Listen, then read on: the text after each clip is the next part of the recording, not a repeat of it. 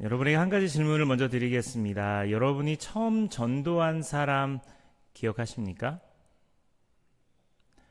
그 사람의 이름이 혹시 떠오르십니까?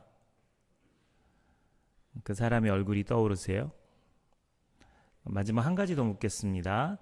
지금 그 사람은 믿음 생활을 잘 하고 있나요? 너무 크게 대답하지 마세요. 이건 그냥 여러분이 전체한테 묻는 질문이에요. 혹시 그 사람이 지금 교회를 떠나 있지는 않은지, 또 신앙이 식어 있지는 않는지, 우리는 전도를 했으면 끝까지 책임을 져야 돼요. 오늘 하나님 우리에게 묻습니다. 너는 한 영혼을 위해 끝까지 붙들고 있는가? 저는 제가 있던 모 교회에 대학부의 12기입니다. 12기. 12기 동기들을 만나면 그 중에 한 3분의 1 정도는 제가 전도했어요. 자랑하는 거예요. 그 친구들 모임에 가면 거기 보면 한 3분의 1 정도는 제가 전도해서 온 친구들이에요. 어떤 친구는 내가 전도했는지를 몰랐어요.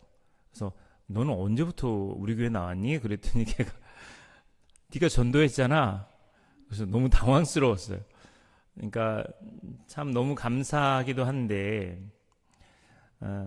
살다 보면 바쁘잖아요. 여러분 안 바쁘시군요. 살면 살수록 여유가 있죠.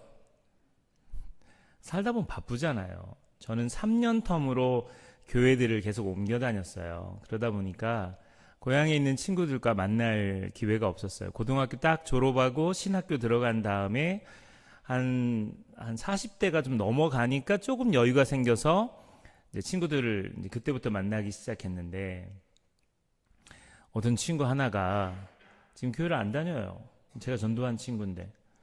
근데 그 친구가, 여러분 좀 이해하고 들으세요. 그 친구가 어느 날은 전화가 왔어요.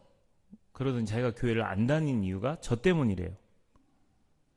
그래서 왜 그러냐고 물어봤어요. 그랬더니 자기를 신경을 안 써서 자기는 교회를 안 나간대요. 그래서 제가 친구니까 그래 지옥이나 가라 새끼야. 친구니까. 근데 왜 제가 그 친구에 대해서 이렇게 화가 나냐면, 고3 때 그 친구는 외동 아들이었는데 할머니 할아버지 손에서 키움받았거든요. 무진장 이기적이에요. 옆 사람 보세요. 옆 사람 얼굴 보세요. 이기적이죠. 이기적으로 생겼죠. 제 친구가 꼭 그렇게 생겼어요. 저밖에 몰라요. 진짜 저밖에 몰라요. 교회를 데리고 와서도 지금까지도 걔는 늘 저한테 의지하고 뭔가를 바래요. 그러면 힘들어요. 공감 좀 해주세요. 공감. 우리 교회 이름을 공감하는 교회로 바꿔버리려고. 진짜 힘들어요. 여러분 전도하다 보면요, 안 사도 되는 쓸데없는 책을 사거나 옥장판을 살 때도 있어요. 그냥 전도자가 무슨 잘못이 있다고 복음을 증거하는 게 꼭 무슨 혜택을 받으려는 것처럼 그렇게 하는 경우도 있어요. 참 이상한 사람 많잖아요.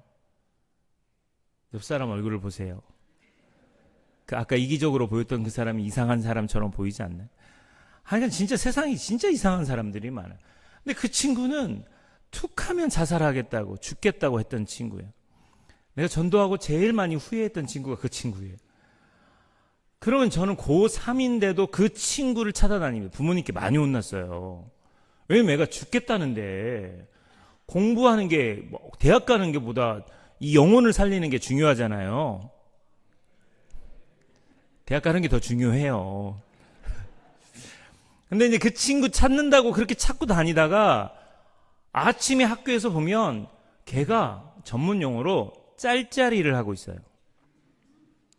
동전 가지고 이렇게 짤짤이 해가지고 이거 그러면 저는 기운이 팍 빠지는 거예요. 그리고 머스매가 편지를 보내요. 편지를 하트를 이렇게 그려요. 그리고 하트가 깨졌다 이거죠. 그럼 저는 하나님께 감사했어요. 이제 내가 해방될 수 있구나. 그러면 또 얘가 또 나중에는 아쉬우니까 저한테 와서 또 풀어요.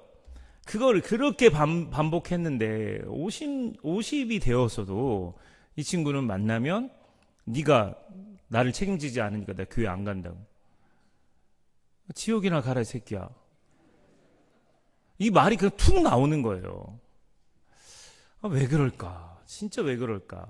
근데 여러분, 우리가 예수를 믿고 복음을 증거하고 사람들을 전도하려고 할 때 무진장 피곤합니다. 피곤하지 않죠, 여러분? 전도를 안 해서 그래요. 여러분, 마지막으로 전도한 게 언제예요? 장로님 조용히 하세요. 그냥. 장로님 아프시잖아요. 집안에만 계시잖아요. 그러니까 장로님 충분히 이해가 돼요. 근데 좀 젊은 사람한테 하는 얘기니까. 여러분, 마지막으로 전도한 적이 언제예요? 성가대. 언제예요?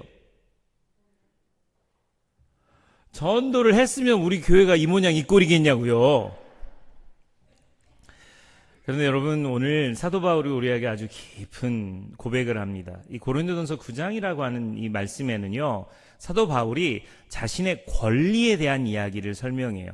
사도 바울은 사도예요. 근데 제가 예전에도 설교할 때 설명했지만 마띠아라는 사람, 이런 사람 뽑으면서 사도의 조건이 딱 정해진 거예요. 예수 그리스도가 사도 바울을 사도로 뽑았는데 사도 바울은 사도성이 떨어진다. 예수와 함께하지 않았기 때문에 그 3년의 공생애 동안 예수님과 옆에 있지 않았기 때문에 사도 바울은 사도가 아니다. 사도 바울이 썼던 모든 서신서 앞부분에는 그리스도 예수의 사도된 나 바울은, 예수 안에서 사도된 나 바울은 사도인 것을 계속 강조하고 서신서를 쓰고 있어요.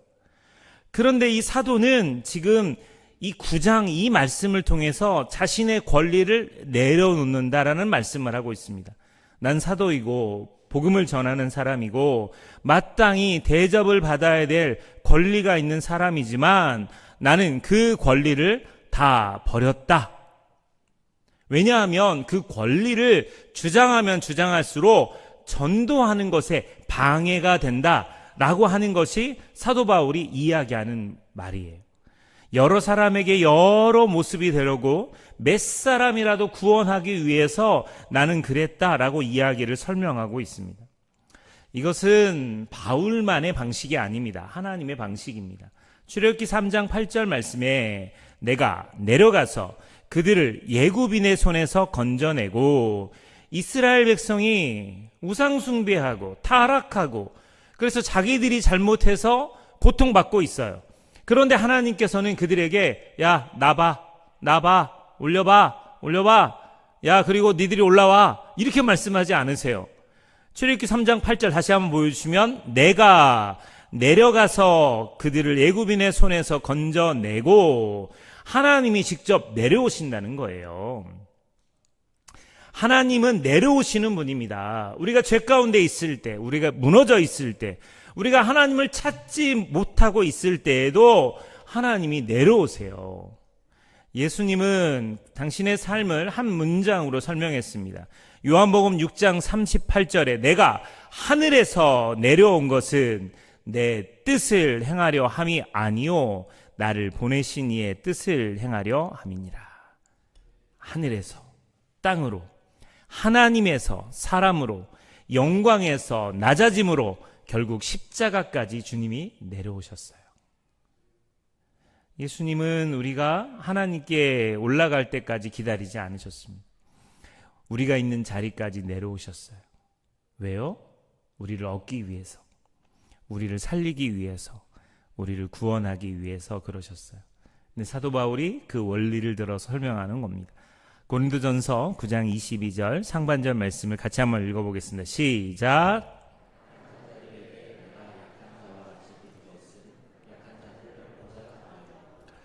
그 길을 그대로 사도 바울이 따라가는 겁니다. 약한 자들에게 약한 자처럼 되었다. 이건 전략이나 계산이 아닙니다. 이건 자기를 포기하는 거예요. 자기를 내려놓는 거예요. 왜냐하면 진짜 몇 사람이라도 구원하기를 원하기 때문입니다. 단 한 사람이라도 구원할 수 있다면 내가 약한 자의 모습으로 살겠다. 이 말씀을 현실적으로 보여주는 예화가 있습니다. 한 가정이 있었어요. 아버지, 어머니도 교수입니다. 부족함이 없는 가정이었어요. 근데 아들이 점점 무너집니다. 학폭을 당했거든요. 학교에서 괴롭힘을 당했어요. 그러니까 이 아이가 세상과 담을 쌓아버립니다. 학교 가지 않아요. 방에 처박혀서 게임만 합니다. 은둔형 삶을 살게 됩니다. 부모는 설득도 해보고 화를 내보기도 하고 강하게 말을 해봤지만 결과는 더 나빠졌어요. 아들은 더 문을 닫고 더 마음을 닫았습니다. 이때 어머니가 상담사를 찾아갑니다. 제가 아는 제가 사랑하는 후배 목사님에게 찾아가서 그 사람에게 상담을 했어요. 저도 이제 코칭 자격증이 2개 있거든요. 코칭한다는 것은 그냥 상담이 아니라 그 사람이 그 위치에서 어떻게 여기까지 갈 수 있는지를 지도해 주는 거예요. 그래서 그 어머니에게 계속 여러 차례 상담을 하다가 혹시 어머니가 교수님이 게임을 한번 해보시면 어때요? 아드님이 하시는 그 게임이 뭔지 알려주시면 제가 그 게임 방법을 알려드릴게요. 리니지라는 게임입니다. 지금부터 방언 같은 이야기를 할게요. 몇 가지 여러분이 리니지 게임, 롤 게임을 하려고 하면 핵심 용어 몇 가지가 있는데 레벨업, 히브리어 아니고요. 레벨업 되어야 돼요. 이 캐릭터가 성장 단계에 올라가는 겁니다. 이 경험치, 이 XP라고 하는데 이게 쌓여가면 쌓여갈수록 레벨이 올라가요. 레벨이 높을수록 더 강해집니다. 아멘. 그 다음에 아이템이 굉장히 중요해요. 이 캐릭터가 착용하는 이 장비, 이 조합이 중요한데 무기, 방어하는 거, 또 액세서리 이런 게 있어요. 그래서 이게 어떤 아이템을 어떻게 끼느냐에 따라 성능이 완전히 달라집니다. 아멘. 사냥, 파밍이라는 단어도 중요해요. 이 몬스터를 반복해서 잡으면 잡을수록 이 경험치와 아이템이 모여집니다. 이 게임의 핵심은 반복 활동인데 몬스터를 때려 잡으면서 계속 경험치를 하면서 파밍하는 거예요. 줍는 거예요. 그래서 이런 것들을 이 어머니가 아들을 살리려고 게임을 하기 시작하는 거예요. 그날 이후에 어머니는 게임을 교수님이니까 공부하듯이 배우기 시작했어요. 이해도 안 되고 재미도 없지만 왜 아이가 이걸 좋아할까를 포기하지 않고 했답니다. 그리고 어느 날 어머니가 아들에게 밥을 가져다 주면서 어머니가 들어와도 아는 채도 않고 게임에 푹 빠져 있는 그 아이에게 이 이야기를 했어요. 야, 너 지금 그 스킬 쓰지 마. 지금 쿨 돌고 있잖아. 버프 안 받고 왜 들어가? 힐 못 받으면 너 죽어. 거기 PK존이야. 거기 들어가면 템 다 날린다? 아들이 놀랐어요. 지금 여러분 못 알아듣는 이 이야기를 게이머들은 아니까 갑자기 애가 따라 나오더니 엄마 그거 어떻게 알아? 그때 엄마가 이렇게 했어요. 엄마, 우리 아들이 왜 그 게임 좋아하는지 알려고 엄마도 그 게임 시작했어. 여러분, 그날 열린 것은 방문이 아닙니다. 마음문이 열렸어요. 엄마가 내려왔기 때문에 자존심을 내려놓고 체면을 내려놓고 아들의 세계로 들어갔기 때문에 아들의 마음문을 얻은 거예요. 사람은 사랑이 내려올 때 마음을 엽니다. 사도 바울은 그래서 고린도서 9장 22절 하반절 말씀에 내가 여러 사람에게 여러 모습이 된 것은 아무쪼록 몇 사람이라도 구원하고자 함이라. 사도 바울이 이야기해요. 내가 여러 사람에게 여러 모습이, 헬라 사람들에게, 히브리 사람들에게, 로마 사람들에게 그 각각의 모습으로 사도 바울은 접근하는 거예요. 이유는 영혼을 구원하기 위해서입니다. 저는 친구들 사이에서도 굉장히 상위층이에요. 상위층. 리더십 있고요. 그 아이들이 저를 잘 따랐어요.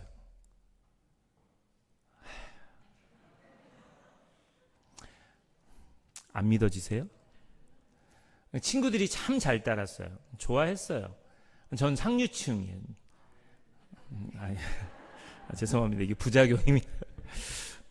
그러다가 갑자기 제 친구들에게 나 고민이 있다 그러면 애들이 깜짝 놀래요. 저는 고민 없는 사람으로 생각을 했거든요. 여러분, 사도 바울은요, 학벌이 장난이 아닙니다. 로마 시민권을 가지고 있어요. 그가 그렇게까지 할 필요가 없는 사람입니다. 그럼에도 불구하고 몇 사람이라도 구원하기 위해서 그냥 여러 사람에게 여러 모습을 보이는 거예요. 여러분, 이게 쉬워 보여도요, 내가 저 사람을 전도하기 위해서는 저 사람을 이해해야, 그리고 저 사람의 언어를 사용해야 복음을 증거할 수 있거든요. 중요한 진리 중에 하나가 있어요. 세상의 종교와 복음의 차이입니다. 이 세상의 신들은 예수님처럼 사람으로 내려오지 않습니다. 신의 위치가 있어요. 그런데 예외도 있습니다.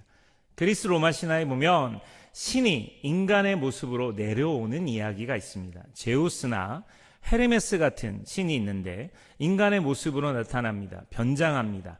잠깐 내려왔다가 돌아갑니다. 시험하려고, 장난하려고, 자기 목적을 위해 움직입니다. 필레몬과 바우키스라고 하는 이야기에 보면 이 제우스와 헤르메스가 가난한 나그네의 모습으로 내려옵니다. 그래서 사람 집들을 방문합니다. 심심해서. 그런 자기를 환대하는 노 부부에게는 완전한 상금을 주고 자기를 멸시했던 그 사람들은 벌을 내린다는 이야기가 있어요. 그런데 여러분, 예수님은 완전히 다릅니다. 변장이 아닙니다. 성육신하셨어요. 잠깐이 아닙니다. 실제 삶을 사셨습니다. 그리고 십자가까지 내려가셨어요. 그래서 우리는 분명히 말할 수 있어요. 그 어떤 신도 자신이 인간이 되어 우리를 위해 죽은 신은 없습니다. 신화의 신은 변장했지만 예수님은 사람이 되셨습니다. 그런데 여러분은 왜 내려가지 않습니까? 그런데 여러분은 도대체 왜 전도하지 않습니까? 여러분은 왜 여러 사람의 모양으로 그들에게 존재하지 않습니까? 우리의 문제는 무엇이냐면 자존심을 내려놓기가 싫어요. 거기에 시간을 들이기가 싫어요. 상대의 세계로 들어가기가 싫어요. 우리가 부지런한 것 같아도요, 참 많이 게으른 거예요. 너무 바빠요. 분주해요. 저만 해도 만부전원께 와서 너무 바빠요. 근데 좀 편한 건 있어요. 너무 바쁘니까 사람들이 이해해줘요. 개척교회 때가 훨씬 바빴어요. 전 또 움직이는 교회까지 했잖아요. 그러면서 정말 역마살이 돌아가지고 이리저리 전국을 돌아다니면서 너무너무 바빴어요. 그때는 사람들이 저 바쁜 거를 인정 안 해줬어요. 교회가 크니까요. 목사님 바쁘시니까요. 그때가 더 바빴다고요. 근데 우리가 진짜 중요한 것이 있다면 구령의 열정을 회복하는 거 아닌가요? 복음을 증거하는 거 아니에요? 예수님이 하셨던 사역이고 우리에게 맡겼던 사역입니다. 교회로 오세요 라고 말하기 전에 내가 가고 내가 그들을 설득하고 그들을 끌어가야죠. 오늘 이 말씀을 가장 강하게 보여주는 영화 한 편을 제가 전반부에 소개했습니다. 오늘 설교 제목이 헥소고지잖아요. 지명입니다. 사진 하나 띄워주시죠. 일본 오키나와는 지금 신혼여행지로도 유명한 관광지입니다. 근데 당시에 1945년도에 이 오키나와의 전투가 있었어요. 미국은 이 일본 땅을 차지해야 되고, 그리고 일본은 거기를 사수해야 되는. 그런데 이번에 중동전쟁 봤지만 미사일로 전쟁했잖아요. 지상군은 투입하거나 이것보다는 미사일로 공격했죠. 공중전이었어요. 당시는 2차 세계대전이니까 마지막 대규모 지상전 중에 하나가 이 헥소고지였습니다. 영화 속 주인공은 데스몬드 노스라고 하는 이 사람은 종교적인 신념 때문에 사람을 죽일 수 없다는 신념으로 총을 들지 않고 위생병이니까 총을 들지 않겠다라고 이야기하는 겁니다. 지금 여기 포스터에 나와 있는 것처럼 이렇게 사람들을 구조하는 일들을 했죠. 그리고 헥소고지는 이 톱니바퀴 모양으로 되어 있다 그래서 이 절벽 아래에 있습니다. 30m 절벽을 그물망처럼 저렇게 사다리를 만들고 이 아군들, 미군이 올라가서 전쟁을 치르고 하는데 자꾸 밀리는 거예요. 자꾸 밀리는 거예요. 그래서 저 위에서 환자들, 이런 사람들이 남아서 이렇게 쓰러져 있고, 좀 몸이 괜찮은 사람들은 얼른 저 밑으로 철수해버리는 그런 영화의 내용입니다. 저를 띄워주시죠. 군인인데요, 총을 쏘지 않는다고 쳐봐요. 우리나라 군인들 지금 또 감소해서 좀 문제가 있지만, 이게 지금 군인인데 자기는 종교적 신념으로 총을 쏠 수 없대요. 그게 한 6만 명이 된다고 쳐봐요. 그럼 전쟁은 누가 합니까? 군인이지만 나라를 지키는 것도 의무예요. 그럼 전쟁을 하고 총을 쏠 수밖에 없어요. 나라를 지키고 사수해야 되는 겁니다. 그런데 이 친구는 그렇게 하지 않는다고 한 거예요. 그럼 영창감이죠. 근데 지금 현장에 투입된, 전쟁에 투입된 사람이잖아요. 근데 자기는 사람을 살리는 일을 하겠다라고 해서, 영화의 아까 그 장면에서도 쟤는 총기 없이 전쟁에 투입되는 걸로 허락을 받습니다. 그러자 동료들, 그리고 고참들, 이 사람들이 겁쟁이, 병신, 쪼다새끼 계속 비난하는 거예요. 욕을 하는 거예요. 왜 지금 전투를 하고 있는데 얘는 완전 겁쟁이라서 총을 안 잡는다 그러니까, 군인이 총을 안 잡는다 그러니까 미운 털이 박힌 거죠. 그런데 전쟁이 투입됐어요. 그리고는 아까 이야기했던 그 그물 위에 전쟁을 치르다가 아군이 밀린 거예요. 그래서 사람들은 밑으로 내려가고 주인공은 환자들이 널려 있으니까 안 내려오고 죽은 척하고 있는 거예요. 동료들이 죽었다고 생각했는데 밧줄로 묶여서 한 명 한 명씩 내려와요. 죽었다고 생각하고 자신들 살고자 놓고 비겁하게 내려왔는데, 그냥 그 절벽 아래로 환자들이 한 명 한 명씩 내려와요. 내려와서 너를 구해준 사람이 누구냐고 이야기했더니 데스몬드 도스 겁쟁이 유생병이라고 이야기하는 겁니다. 여러분, 이 영화를 누가 만들었냐면요, 패션 오브 크라이스트라는 영화를 만들었던 멜 깁슨. 멜 깁슨은 영화 배우이기도 하고 감독이 된 사람이에요. 예수님에 대한 생애에 대한 패션 오브 크라이스트 영화를 만들고 난 다음에 이 사람이 생각할 때, 미국식 히어로 영화는 자꾸 막 굉장한 능력을 갖고 있는 어떤 존재가 와가지고 막 구한다고 이야기를 하잖아요. 그런데 이 이야기를 통해서 가장 가까이에 있는 겁쟁이 같은 사람이지만 사람들에게 선한 영향력을 끼칠 수 있다라고 설명하고 있는 거예요. 이 다음 장 보여주시죠. 병사들이 철수한 밤, 그는 혼자 남습니다. 그리고 한 명씩, 한 사람씩 살리려고 노력해요. 주님, 한 명만 더, 주님, 한 명만 더 살리게 도와주세요. 나에게 힘을 주세요. 손은요, 밧줄을 묶어가지고 그 성인 남성, 미국 사람들, 등치 큰 사람들을 그 밑으로 내려보내는 거야. 밑에까지 내려가는 30m를 흘려보내기 위해서 손바닥은 이미 피투성입니다. 먹을 것도 없어서 먹지도 못했어요. 물 한 모금 마시지 못하고 그 위에서 한 사람만, 그래서 75명을 살려요. 여러분, 이 사람은 실제 존재하는 사람입니다. 말씀을 읽겠습니다. 여기에 진짜 전쟁터의 사진 한 장입니다. 그 사진 띄워주세요. 거기 맨 위에 서 있는 한 사람이 데스몬드 도스예요. 그리고 이분이 나라에서 주는 명예 훈장을 받거든요. 근데 그 훈장은 용감하게 싸운 사람에게 주는 훈장이에요.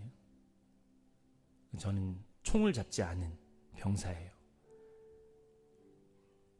이 영화의 마지막 부분에 그렇게 밤새 사투하며 사람들을 밑으로 내리고 심지어 일본군, 부상을 당한 일본군까지 응급처치를 하고 밑으로 내렸던 이 사람이 내려왔을 때, 겁쟁이, 비겁한 놈, 병신, 쪼다, 그렇게 욕을 했던 동료들이 그를 완전 존중하기 시작합니다. 야, 어떻게 그런 일을 할 수 있을까? 이 영화의 앞부분을 제가 살짝 보여줬지만 제가 제일 감동적인 장면이 뭐냐면 사령관이 연락을 해요. 왜 아직도 출발하지 않나? 그랬더니 지휘관이 이렇게 이야기합니다. 기다리고 있는 중입니다. 뭘 기다려? 도스 이병이 기도하고 있습니다.